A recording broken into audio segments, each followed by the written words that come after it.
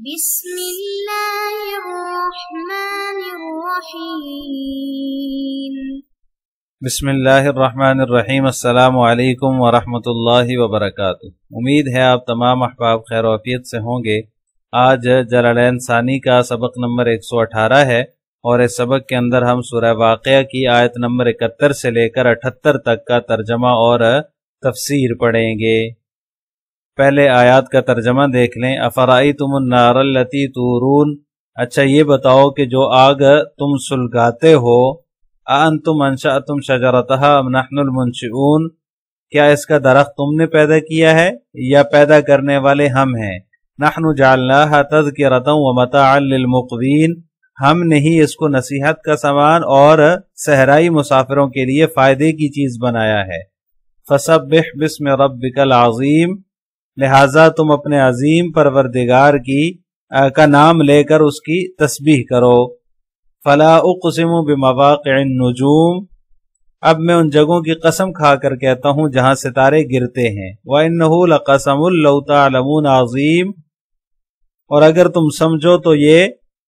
بہت زبردست قسم ہے۔ إِنَّهُ لَقُرْآنٌ کریم، یہ بڑا باوقار قرآن ہے۔ فی کتاب مکنون، جو ایک محفوظ کتاب میں درج ہے۔ عزیز طلبہ، افرائیتم النار التی تورون کے اندر اللہ تبارک و تعالیٰ نے آگ کی نعمت کا تذکرہ فرمایا ہے، جس طرح اس سے پہلے جو ہے وہ غلے کا اور پانی کا، بارش برسانے کا تذکرہ فرمایا ہے۔ جس طرح وہ نعمت ہے، اس طرح آگ کی بھی نعمت ہے، انسانوں کے کھانے پکانے کے اور دیگر بہت سارے کام آتی ہے۔ یہ آگ بہت سارے کاموں میں استعمال ہوتی ہے، جو اللہ تعالیٰ کی بہت بڑی نعمت ہے۔ افرائیتم النار التی تورون، کیا یہ آگ جو تم جلاتے ہو، انتم انشأتم شجرتها ام نحن المنشئون، اس کے درخت کو تم نے پیدا کیا ہے یا ہم پیدا کرنے والے ہیں؟ نحن جعلناها تذکرۃ ومتاعا للمقوین، ہم نے اس کو یاد دہانی کی چیز، نصیحت کی چیز، ومتاعا للمقوین، اور فائدے کی چیز بنایا ہے مسافروں کے لیے۔ ان آیات میں اللہ تعالیٰ نے یہ بتا دیا کہ یہ جو آگ تم استعمال کرتے ہو، یہ آگ جسے تم جلاتے ہو، یہ آگ جو ہے وہ اللہ تعالیٰ کی پیدا کی ہوئی ہے۔ اس کا درخت کس نے پیدا کیا؟ تم نے پیدا کیا یا ہم نے؟ عرب کے اندر جو ہے وہ درخت پایا جاتا تھا جس سے رگڑنے سے آگ پیدا ہوتی تھی، اور چکماک اور ماچس کا کام کرتا تھا یہ درخت۔ تو اس وجہ سے اللہ تبارک و تعالیٰ نے اس درخت کا تذکرہ فرمایا ہے۔ سورہ یاسین میں بھی اللہ تبارک و تعالیٰ نے اس کا تذکرہ فرمایا ہے۔ الذی جعل لکم من الشجر الاخضر نارا فاذا انتم منہ توقدون، وہاں پر بھی اس کا تذکرہ ہے۔ اس کے علاوہ جو ہے وہ پتھروں سے بھی، ان کو آپس میں رگڑنے سے بھی آگ پیدا ہوتی ہے، چکماک جسے کہا جاتا ہے۔ بہرحال جس ذریعے سے بھی ہو آگ پیدا ہو، اللہ تعالیٰ نے انسانوں کے لیے اس کو بہت بڑی نعمت بنایا ہے۔ آگ کے درخت کا تذکرہ کر کے اللہ تعالیٰ نے اپنی قدرت کاملہ کا بیان فرمایا ہے کہ درخت ہرا بھرا ہوتا ہے، تازہ ہوتا ہے، سبز اور شاداب ہوتا ہے، اس سے اللہ تعالیٰ جو ہے وہ آگ پیدا فرماتے ہیں۔ اس کے اندر پانی بھی ہوتا ہے، آگ اور پانی دونوں ایک دوسرے کی ضد ہیں، لیکن پھر بھی اللہ تبارک و تعالیٰ اس میں سے آگ نکال دیتا ہے۔ تو یہ بہت بڑی عبرت اور نصیحت کی چیز ہے اور بہت بڑی نعمت ہے۔ اس سے جو ہے وہ نفع حاصل ہوتا ہے۔ اگر آگ نہ ہوتی تو کھانا کیسے پکایا جاتا؟ کچا آٹا لے کر ہی آپ لوگ پھرتے رہتے، کھانا پکانا، اس کو پکانے کا کوئی انتظام نہ ہوتا۔ اسی طرح دیگر جو چیزیں ہیں کھانے کی، جتنی بھی بنتی ہیں آگ پر ہی بنتی ہیں، آگ پر ہی پکتی ہیں۔ تو لہٰذا یہ ساری چیزیں پکنا آگ کے اوپر، آگ کو اللہ تعالیٰ نے ان تمام چیزوں کے لیے جو ہے وہ پیدا فرمایا ہے، اور یہ بہت بڑی نعمت ہے اور اس کے اندر نصیحت ہے۔ اس سے نصیحت حاصل کرنی چاہیے، اس سے جو ہے وہ آخرت کی آگ کی طرف بھی انسان کا ذہن جاتا ہے۔ وہ تو اس سے بہت زیادہ سخت اور گرم ہے، اور کفر اور شرک اور گناہوں میں جو لوگ مبتلا ہیں ان کے لیے ہے وہ آگ، اس میں ان کو بھونا جائے گا، ان کو ڈالا جائے گا۔ تو لہٰذا گناہوں سے بچنا چاہیے۔ شجرہ سے مراد جو ہے وہ مرخ اور عفار اور اس طرح کلخ وغیرہ کے درخت ہیں جو کہ عرب میں پائے جاتے تھے۔ ان کی ٹہنیوں کو آپس میں رگڑنے سے آگ پیدا ہوتی تھی، اس سے ماچس کا کام لیا جاتا تھا۔ اس کا جو اللہ تبارک و تعالیٰ نے ذکر فرمایا ہے۔ یہ نصیحت کی چیز ہے اور مسافروں کے لیے جو ہے یہ فائدے کی چیز ہے، یعنی کہ اس پر غور کرنے سے انسان کو اللہ تعالیٰ کی قدرت کاملہ کی طرف ذہن جاتا ہے، اور اللہ تعالیٰ کی قدرت یاد آتی ہے کہ اس نے کس طرح ایک درخت سے آگ پیدا فرما دی اور ایک درخت کو ذریعہ بنا دیا آگ پیدا کرنے کا، اور اس سے جو ہے وہ جہنم کی طرف بھی ذہن جاتا ہے کہ جو ہے وہ جہنم میں بھی آگ ہوگی، اس سے بچنے کا دل میں دائیا پیدا ہوتا ہے۔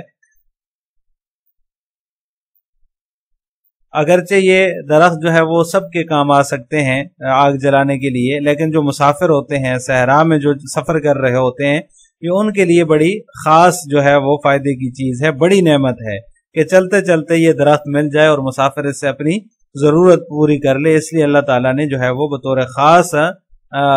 اس کا مسافروں کا تذکرہ فرمایا ہے۔ اسی طرح جو ہے وہ آگ سردی میں آگ تاپنے کے کام بھی آتی ہے، اس سے جو ہے وہ تپش اور گرمائش حاصل کی جاتی ہے۔ اسی طرح جو ہے وہ صحرا میں، جنگل میں جو ہے وہ درندوں کو بھگانے کے لیے بھی کام آتی ہے۔ آگ جل رہی ہو تو وہاں اس طرف سے درندہ کوئی نہیں آتا، ان سے بھی بچاؤ ہوتا ہے۔ تو اس طرح مختلف اس کے اندر جو ہے وہ اللہ تعالیٰ نے نعمتیں رکھی ہیں۔ ان نعمتوں کے تذکرے کی بات فرمایا فسبح بسم ربک العظیم، اپنے عظیم پروردگار کی تسبیح بیان کرو، جس کی ذات جو ہے وہ اتنی بلند و بالا ہے کہ ساری نعمتیں اسی کی عطا کردہ ہیں، اور وہ ہر چیز، ہر عیب اور ہر نقص سے پاک ہے وہ ذات، تو لہٰذا وہ عظیم ہے، اس کی پاکی بیان کرنا یہ لازم ہے، اس لیے اس کی پاکی بیان کرو۔ فلا اقسم بمواقع النجوم، اب میں ان جگہوں کی قسم کھا کر کہتا ہوں جہاں ستارے گرتے ہیں۔ یہ قرآن کی حقانیت کا بیان ہے، یعنی ستاروں کے غروب ہونے کے جو مقامات ہیں یا جو اوقات ہیں، ان کی جو ہے وہ میں پختہ قسم کھاتا ہوں، پکی قسم کھاتا ہوں، اس لیے کہ جس معاملے پر یہ قسم کھائی جا رہی ہے وہ بہت بڑا معاملہ ہے، یعنی قرآن کریم جو ہے وہ آپ صلی اللہ علیہ وسلم پر نازل کیا گیا ہے، وہ بہت بڑی قدر و منزلت اور عظمت و بزرگی والا ہے۔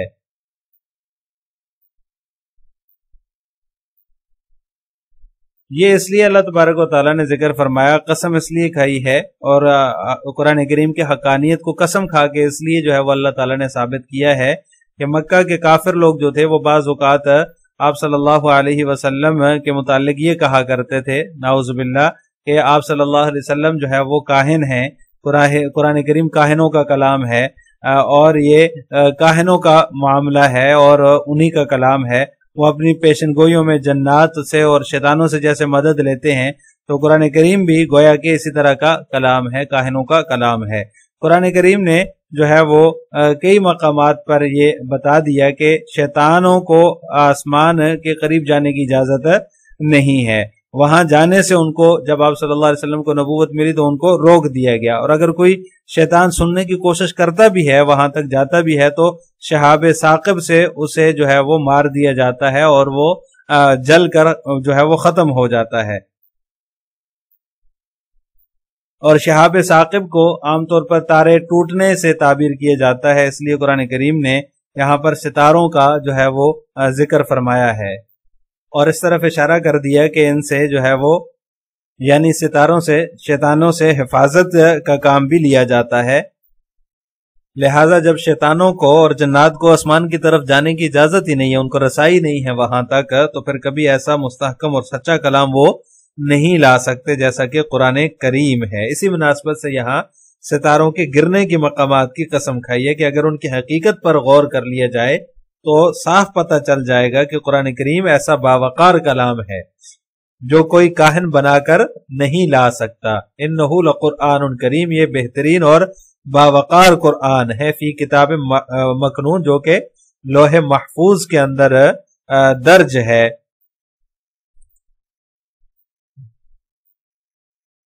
اب ان آیات کی تفسیر جلالین ملاحظہ ہو، افرائیتم النار التی تورون تخرجون من الشجر الاخضر، بھلا بتاؤ اس آگ کے بارے میں جسے تم جلاتے ہو، یعنی تم اسے جو ہے وہ ایک سبز درخت سے نکالتے ہو۔ انتم انشأتم شجرتها کالمرخ والعفار والکلخ، یعنی تم نے اسے جو ہے وہ اس درخت سے پیدا کیا، جیسے کہ ان درختوں کے نام مصنف نے ذکر کیے ہیں، مرخ ہے، آفار ہے اور کلخ ہے، یہ عرب میں پائے جاتے تھے اور اہل عرب ان سے جو ہے وہ آگ جلانے کا کام لیتے تھے۔ ام نحن المنشئون، یا ہم اس درخت کو پیدا کرنے والے ہیں۔ نحن جعلناها تذکرۃ لنار جہنم، ہم نے اس کو نصیحت کی چیز بنایا، لنار جہنم یعنی کہ جہنم کی آگ کی یاد دہانی کے لیے جو ہے وہ ان کو بنایا، جس سے جہنم کی آگ کی طرف یاد دہانی پیدا ہوتی ہے، داعیہ دل میں پیدا ہوتا ہے گناہوں کے چھوڑنے کا، جس سے یعنی آگ کا تصور کر کے دل میں خیال آتا ہے کہ جہنم کی بھی آگ ہے، اس سے بچنے کا داعیہ دل میں پیدا ہوتا ہے، بطور نصیحت کے ہم نے اس کو بنایا۔ وَمَتَاعًا بُلْغَةً لِلْمُقْوِينَ، اور ہم نے اس کو جو ہے وہ مسافروں کے لیے فائدے کی چیز بنایا، متاعًا بُلْغَةً کامل فائدے کی چیز بنایا، للمسافرین من اقوى القوم ایساروا بالقوا بالقصر والمد ای القفر وهو مفازۃ لا نبات فیہا ولا ماء۔ اس عبارت سے مصنف جو ہے وہ مقوین کی تفسیر بیان فرما رہے ہیں کہ مقوین جو ہے یہ اقوى القوم سے ماخوذ ہے، یعنی چٹیل میدان میں پہنچ گئے، بالقوا چٹیل میدان میں پہنچ گئے، بالقصر والمد قاف کے قصرے اور یا کے مدہ کے ساتھ، یعنی قوا جو ہے یہ یا کے قاف کے قصرہ اور یا کے مدہ کے ساتھ ہے، ایل قفر وہو مفازۃ لا نبات فیہا ولا ماء، یعنی قفر چٹیل میدان، ایسا جنگل جس میں آب و گیا کچھ نہ ہو، یعنی کہ نہ کوئی درخت ہو اور نہ ہی کوئی پانی کا انتظام ہو، ایسا جنگل، ایسا چٹیل میدان اس سے مراد ہے۔ فسبح نزہ بسم زائد ربک العظیم ای اللہ، مصنف فرماتے ہیں کہ تسبیح کا بیان جو ہے وہ اس کا مراد ہے کہ آپ پاکی بیان کیجئے، تنزیہ کیجئے اپنے رب کے نام کی، یہ اسم کا جو لفظ ہے یہ زائد ہے، اپنے رب کے جو کہ عظیم پروردگار ہے، جو عظیم رب ہے، وہ کون ہے؟ یعنی کہ اللہ تبارک و تعالی، اس کے نام کی تسبیح بیان کیجئے۔ فلا اقسم لا زائدۃ بمواقع النجوم، اب میں قسم کھاتا ہوں ستاروں کے گرنے کے مقامات کی، یہ لا جو ہے مصنف فرماتے ہیں لا اقسمو کے اندر ہے، یہ لا زائدہ ہے، بمساقطها لغروبها، یہ مواقع النجوم کی تفسیر بیان فرما دی، یعنی ستاروں کے گرنے کی جگہ، غروب ہونے کی جگہ سے مراد ہے، یعنی کہ ستارے جہاں سے غروب ہوتے ہیں، غروب ہونے کے لیے جہاں سے گرتے ہیں وہ جگہ اس سے مراد ہے۔ وَإِنَّهُ أَيِ الْقَسَمُ بِهَا لَقَسَمٌ لَوْ تَعْلَمُونَ عَظِيمٌ، اور اگر تم سمجھو تو یہ، یعنی کہ أَيِ الْقَسَمُ بِهَا، ستاروں کے گرنے کی جو قسم اللہ تعالیٰ نے کھائی ہے، ستاروں کے گرنے کی جگہ کی قسم، یہ قسم جو ہے لَوْ تَعْلَمُونَ، اگر تم سمجھو، عظیم بہت ہی بڑی قسم ہے، ائی لو کنتم من ذوی العلم لعلمتم عظم هذا القسم، مصنف فرماتے ہیں اس کا مطلب یہ ہے کہ یعنی اگر تم اہل علم میں سے ہو تو لعلمتم، تم جان لوگے اس قسم کی عظمت کو۔ انہو ای المطلوب علیکم، انہو کی ہو ضمیر جو ہے وہ اس قرآن کی طرف لوٹتی ہے، یعنی کہ جو کہ تلاوت کیا جاتا ہے، جو کہ تم پر پڑھا جاتا ہے، تم کو سنایا جاتا ہے، لقرآن کریم، بے شک وہ باوقار قرآن ہے، مکرم قرآن ہے، فی کتاب مکتوب مکنون، فی کتاب جو کہ درج ہے ایک کتاب میں، مکنون مسون وہو المصحف، مکنون کا معنی مصنف نے بیان فرما دیے کہ جو کہ ایک کتاب میں درج ہے، مسون جو کہ محفوظ ہے، وہو المصحف، اور وہ ایک مصحف ہے، یعنی کہ لوح محفوظ ہے جہاں پر یہ قرآن کریم درج ہے، باوقار قرآن کریم ہے، یہ کسی شیطان اور جنات کی طرف سے آپ صلی اللہ علیہ وسلم کو نہیں بتایا گیا، اس طرح کا کلام نہیں ہے، بلکہ یہ اللہ تعالیٰ کا سچا کلام ہے جو کہ ایک مصحف کے اندر یعنی کہ لوح محفوظ کے اندر درج ہے. یہ اللہ تعالیٰ ہی کا کلام ہے اور اللہ تعالیٰ کا سچا کلام ہے. السلام علیکم ورحمۃ اللہ وبرکاتہ.